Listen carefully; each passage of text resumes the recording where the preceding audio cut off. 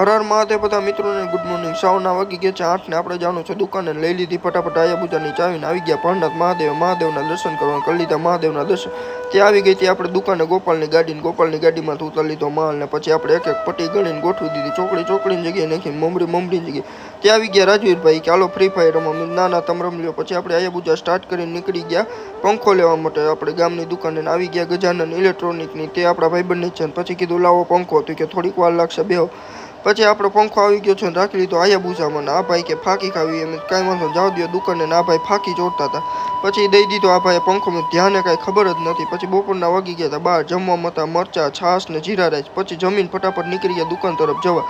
આજે તો આપણે દુકાને હાલીને જવાનું હતું, કારણ કે આપણે આયાબુજા તો ચોરાઈ ગઈ. દુકાન પહોંચી ગયા ત્યાં રમતા હતા લૂડો.